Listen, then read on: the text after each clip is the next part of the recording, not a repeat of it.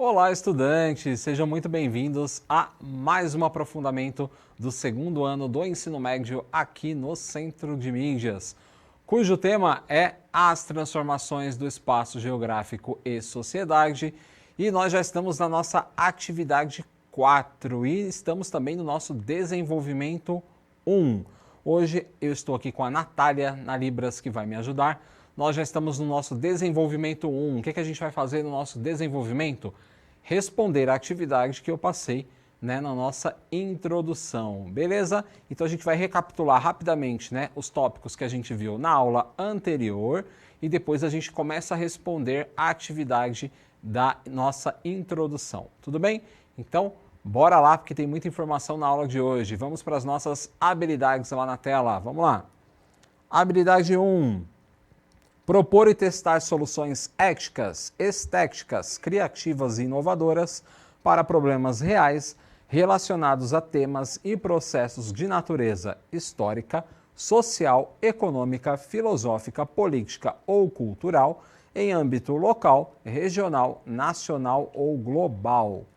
Segunda habilidade, que é identificar, contextualizar e criticar tipologias evolutivas, populações nômades e sedentárias, entre outras, e oposições dicotômicas, como cidade-campo, cultura-natureza, civilizados e bárbaros, razão e emoção, material e virtual, etc., explicitando as suas ambiguidades. Quais são os nossos objetos de conhecimento? Os processos de transformação da paisagem em diferentes sociedades, as contribuições dos conceitos geográficos para a compreensão das transformações na sociedade, no território e no espaço. Qual que é a estratégia principal que a gente trabalha? É a sala de aula invertida, onde o aluno é o protagonista. E sobre o que vamos falar hoje? Sobre o ordenamento territorial, a continuação da aula anterior, tá? E vamos responder a atividade também. Então, estamos falando aqui sobre ordenamento territorial. Como é que ele funciona? Vamos ver aqui na nossa tela. Na aula de hoje, então, vamos nos aprofundar sobre o ordenamento territorial e responder a atividade 4, utilizando o exemplo trabalhado durante a atividade 3. Bons estudos e vamos lá! Quando a gente fala de ordenamento territorial, a gente primeiro precisa entender o que é um território, né? Como é que um território está sendo dividido.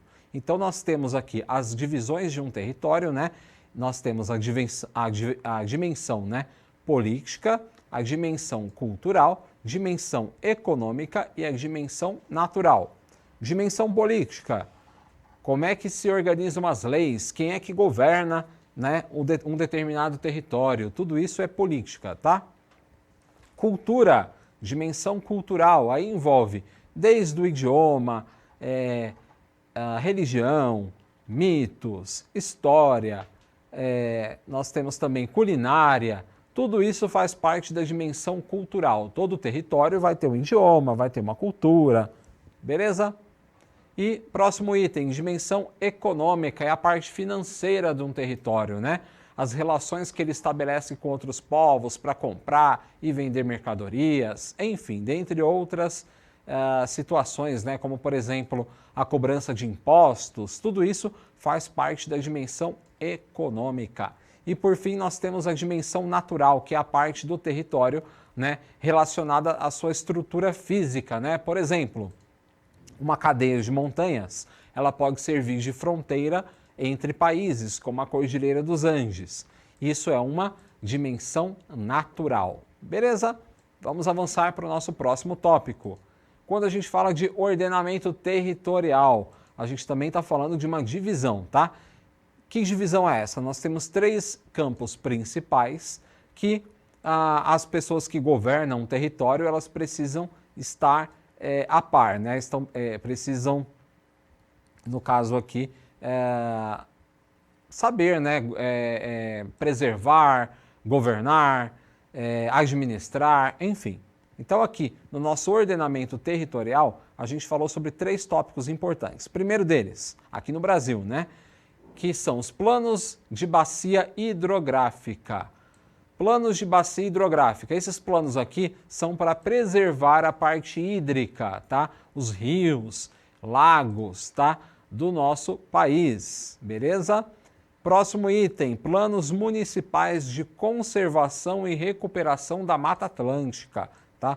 Poderia ser em outro país, né, as matas desse país específico. Aqui no Brasil é a Mata Atlântica. Nós temos planos, né, que são municipais, mas também tem ajuda dos estados e do governo federal para preservar a Mata Atlântica, tá? E nós temos também, ali no nosso último tópico, os planos de manejo de unidades de conservação. Como é que a gente vai conservar determinadas áreas, tá? Como é que vai ser essa conservação? A gente vai ver isso rapidinho agora para recapitular os tópicos da aula anterior. Vamos lá. Planos de bacia hidrográfica. Bem, de maneira bem simplificada, né?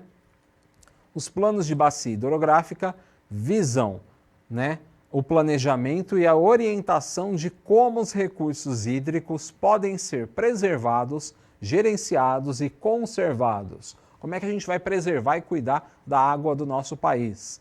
Esses projetos são inseridos no plano diretor dos estados e municípios. Plano diretor é o plano que vai mostrar aí quais são as regras que que devem ser cumpridas, quais são as metas para os próximos anos, tá? Então, o plano de bacia hidrográfica visa aí preservar, né, a parte hídrica do país. Lembrando, pessoal, um tópico bem interessante que a gente comentou na aula anterior, que quando a gente fala de água no nosso país, né, normalmente as pessoas falam, né, o Brasil tem muita água doce, né, um dos países onde se tem mais água doce, porém, ela não está distribuída de forma igualitária no nosso país. Então, a maior parte da água doce do Brasil, ela está na região norte, beleza? E o resto dela está distribuída de forma menos igualitária. Então, por exemplo, no estado de São Paulo, nós temos, apesar de nós termos algumas bacias hidrográficas importantes, a água é muito menor do que na região norte. Então, os planos, né, para conservação dessa água precisam ser muito precisos, porque senão nós acabamos aí tendo problemas, né, de abastecimento. Beleza? Vamos avançar mais um pouquinho na nossa tela. Vamos lá. Bem, aqui, né, é o plano da bacia do Rio Paraná, né, que é uma das regiões hidrográficas do território brasileiro.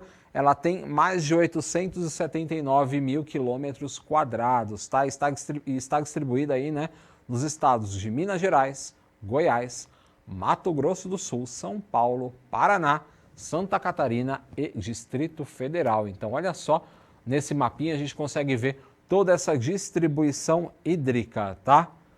Bem legal, né? E aqui, onde está em vermelho aqui piscando na tela, é a parte onde nós temos o rio Tietê, né? Que é um dos braços do rio Paraná e ele atravessa praticamente o estado inteiro de São Paulo, tá? O rio Tietê.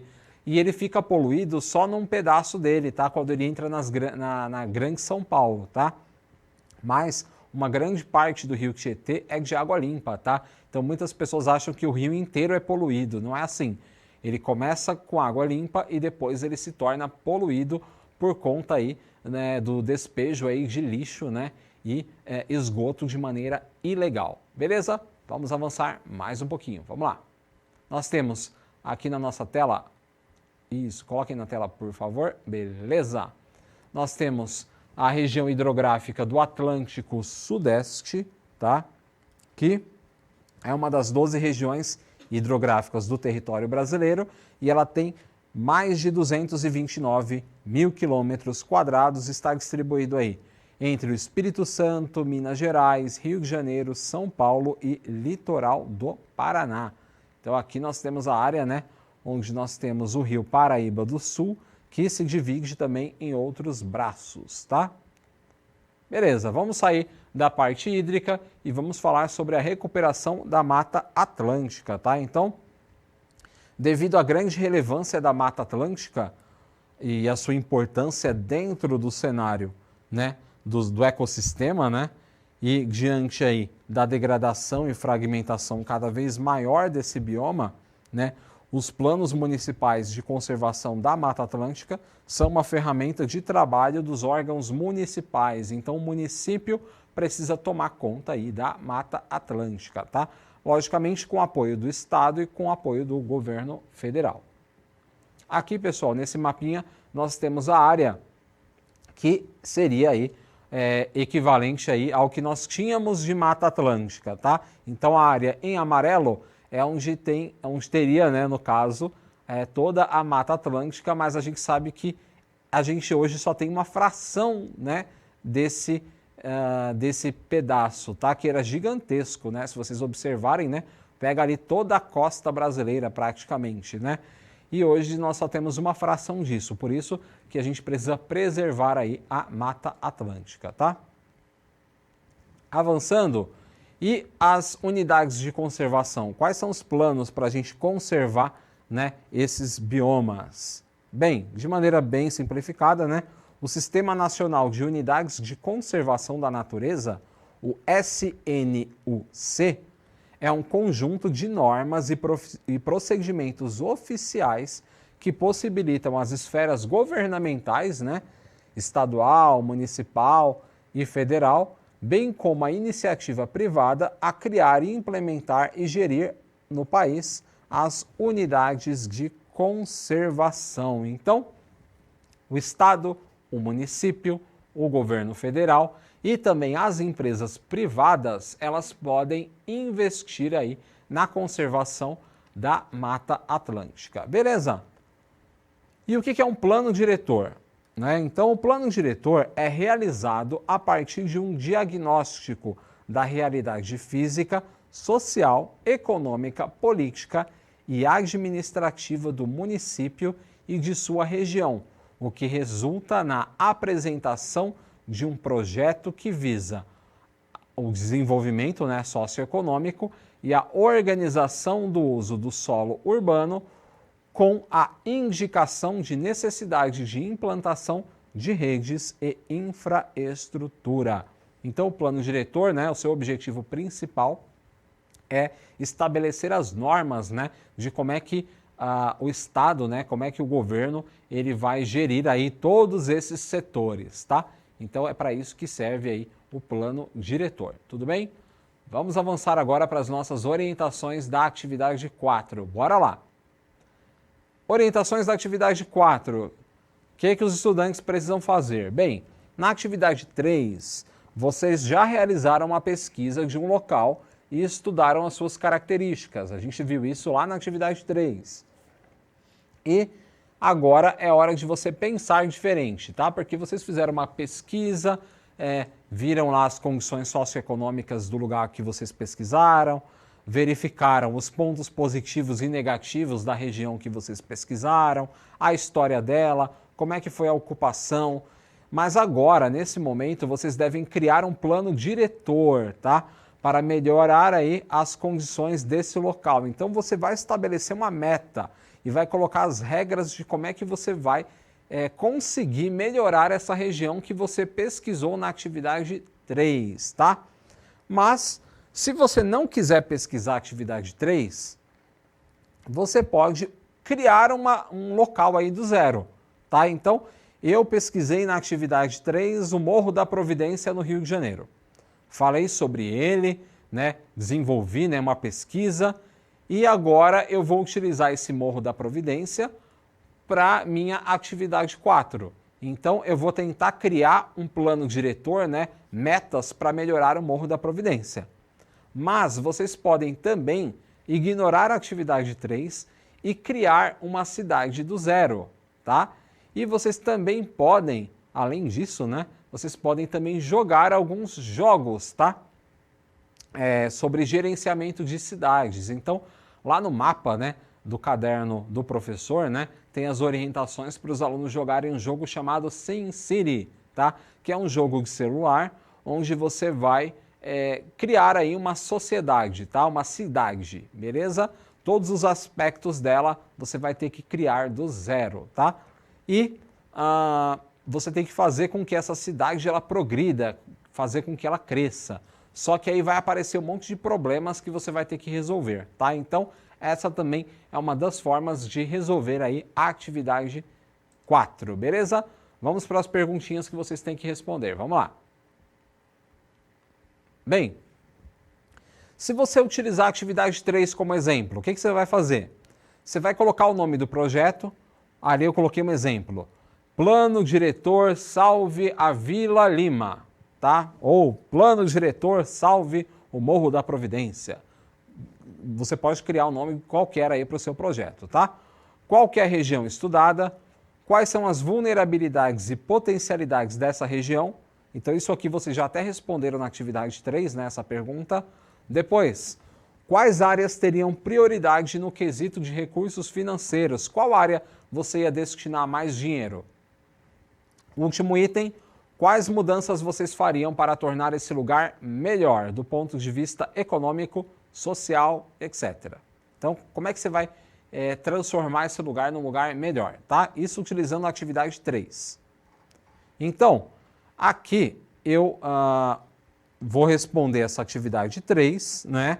Utilizando o Morro da Providência do Rio de Janeiro, que a atividade 4, né? Utilizando aí a atividade 3. Vamos lá. Então aqui é a área, né, que eu mostrei para vocês na atividade 3, né, a área onde fica, né, o Morro da Providência. E vamos responder as perguntas. Primeira delas, qual que é a região estudada?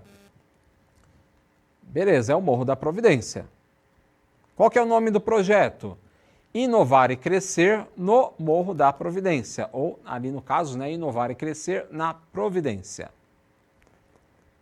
Quais são as potencialidades e as vulnerabilidades encontradas na região escolhida, no caso no Morro da Providência? O Morro da Providência é uma área turística muito conhecida, portanto, explorar esse tipo de negócio pode gerar uma boa renda. Com relação às vulnerabilidades, podemos destacar a grande desigualdade social entre essa região, né, no caso, e as áreas mais nobres do Rio de Janeiro. Próxima pergunta. Quais áreas teriam prioridade no quesito de recursos financeiros? Bem, eu particularmente destinaria, né, mais dinheiro para a habitação, para melhorar a habitação, a educação, o saneamento básico e a segurança. E quais mudanças vocês fariam para tornar esse lugar melhor, do ponto de vista econômico, social e etc. Bem, para tentar diminuir a situação de desigualdade social, seriam destinados recursos que envolveriam a área de habitação. Novas moradias poderiam ser construídas utilizando um mapeamento e loteamento mais adequados, para evitar, por exemplo, desmoronamento, deslizamento de terra, tá? Enquanto outras moradias poderiam ser reformadas. Então, o que desse para construir, a gente ia construir, o que desse para reformar, a gente reformaria. Tudo isso de forma gratuita e com a participação direta dos moradores da região. Por quê? Na minha opinião, né? Não adianta o governo querer derrubar e construir casas num determinado local, né? Derrubar as casas ilegais e construir, sem também perguntar a opinião dos moradores, né? O que eles acham, onde é que eles gostariam de morar, como deveria ser essa nova moradia. Então, tudo isso teria participação direta dos moradores, tá? Bem, isso aqui, né, é a resposta que eu fiz utilizando a atividade 3. Beleza, pessoal? Mas, pode voltar para mim?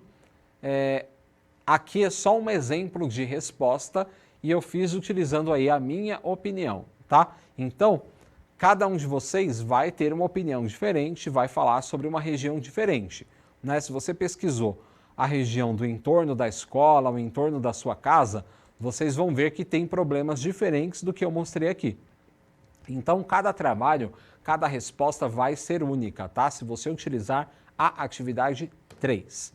Vamos avançar mais um pouquinho na tela, vamos lá. Bem, avançando ainda nessa resposta, tá? Depois de melhorar, né, e adequar os imóveis, poderíamos aproveitar os novos espaços disponíveis para a construção de praças, áreas de lazer e postos de saúde e segurança. A melhor infraestrutura da região, né, consequentemente, traria um melhor saneamento básico.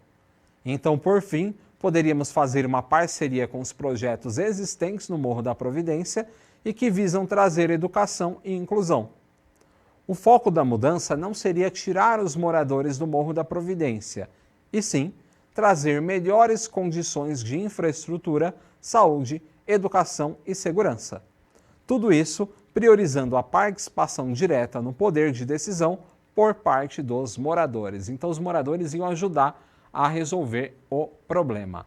Beleza? Então, esse aqui é um exemplo de como responder a atividade 3, a atividade 4, no caso, utilizando a atividade 3. Mas se você não quiser utilizar a atividade 3, vamos ver agora o que a gente pode fazer na nossa tela. Vamos lá. Bem, você já jogou algum game sobre desenvolvimento de cidades? Se você quiser jogar algum jogo, responda estas perguntinhas aqui. Primeira coisa, nome do jogo e a plataforma escolhida. Depois, quais são as vulnerabilidades e as potencialidades da cidade do jogo? Lembrando que tem que ser um jogo sobre o gerenciamento de cidades, tá? Próxima pergunta. Quais os problemas encontrados na cidade que você está gerenciando? Próxima pergunta. Em quais os setores você mais gastou recursos no game? Quais as estratégias utilizadas para gerenciar os recursos financeiros e criar a melhor cidade? E também, né? No caso, você também pode, se você não quiser jogar nenhum jogo, você quiser criar um próprio jogo, que eu vou mostrar depois nas próximas aulas, como a gente pode criar um jogo utilizando o Google Forms, vocês vão, né? Eu criei um jogo, professor, então, o jogo, no caso, sobre gerenciamento de cidades, tá? Você vai colocar lá qual o nome do jogo, qual que é a história do game, quais são os problemas encontrados na cidade que os jogadores deverão enfrentar, como serão as regras do jogo, exemplo, como é que vai ser o sistema de pontuação, né, desse jogo. E, próximo item, quais as melhores estratégias, no caso, utilizadas para gerenciar os recursos financeiros e criar a melhor cidade. Então, eu vou voltar aqui no slide anterior e eu vou falar sobre um jogo que eu joguei recentemente. É um jogo sobre gerenciamento de cidades, só que é um gerenciamento de uma cidade num futuro pós-apocalíptico, tá? Então o nome do jogo ele se chama Frostpunk, tá? Frostpunk. É um jogo para PC, eu acho que tem para videogame também, tá? Acho que para o PlayStation, Xbox, enfim. E o jogo, basicamente, né, aconteceu um apocalipse, só que é um apocalipse de gelo. Então o mundo se congelou, a gente está numa nova era do gelo e você vai ter que guiar os sobreviventes, né, dessa era do gelo para uma cidade que precisa crescer e prosperar nesse apocalipse gelado, tá? Então você precisa, no caso no jogo, né, manter as pessoas aquecidas. Então a principal prioridade é você manter, né, tem uma espécie de, como se fosse não um reator, mas é como se fosse uma fornalha gigante que aquece a cidade e você tem que manter ela acesa o tempo inteiro para as pessoas não morrerem de frio. E mantendo, né, essa chama acesa, você consegue construir e gerenciar a cidade ao redor, né, desse centro quente, tá? Porém, começam a acontecer inúmeros problemas nessa cidade, tá? Então, vamos lá para as nossas perguntinhas da tela. Vamos ver aqui. Bem, qual o nome do game, né? No caso é o Frostpunk, né? A plataforma escolhida, eu joguei no PC, né? Quais são as vulnerabilidades e as potencialidades da cidade do jogo? Bem, a minha cidade, né, a cidade que eu construí, ela tinha algumas vulnerabilidades, tá? A primeira delas era com relação ao aquecimento, tá? Porque era muito difícil manter ela aquecida, tá? E qual que era a potencialidade dessa cidade? Bem, ela tinha muitos moradores, então todos eles trabalhavam para conseguir aquecer, né, essa fornalha lá no nosso jogo, tá? Quais são os problemas encontrados na cidade que você está gerenciando? Bem, quando a cidade estava bem no comecinho, né, ela estava com problemas de aquecimento. Então, por ela estar mais fria, as pessoas começaram a ficar doentes. Quando elas ficavam doentes, elas não podiam trabalhar. E se elas não podiam trabalhar, a cidade não ficava aquecida, né? Eles não conseguiam trazer carvão para aquecer a cidade. Então foi um dos problemas encontrados. Muitas pessoas ficaram doentes por conta do frio, tá? Outro problema também que eu acabei encontrando foi que em um determinado momento, né, por ter muita gente doente, não tinha pessoas para trabalhar e vários locais, né, fábricas, hospitais e outros postos, né, acabaram ficando sem funcionários, tá? E quais setores aí que você mais gastou recursos no game? Bem, eu gastei bastante dinheiro, principalmente na questão do aquecimento e da saúde das pessoas, tá? Para construir várias unidades hospitalares para elas não ficarem doentes, né? Para tratar melhor os doentes e fazer com que eles conseguissem trabalhar para manter essa cidade do apocalipse gelado funcionando, tá?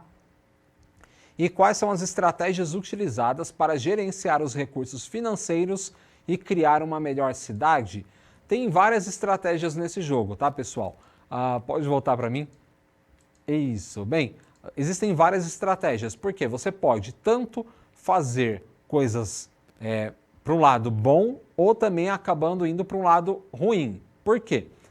Por exemplo, se as fábricas estão sem funcionários, né, e as pessoas estão doentes, falta recursos, você pode pegar pessoas que estão doentes e colocar para trabalhar, tá? Então, esse daí seria uma medida ruim, né? Ou você pode colocar crianças para trabalhar nas fábricas, também seria uma medida ruim, para você conseguir fazer essa sociedade funcionar. Então, fica parecendo uma sociedade da Revolução Industrial, tá? Onde as crianças trabalhavam.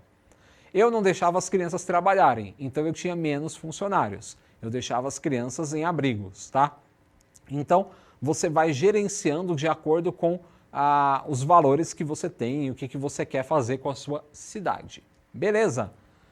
Bem, também nós temos o jogo SimCity, né, onde você vai gerenciar uma cidade. Esse jogo é para celular, tá?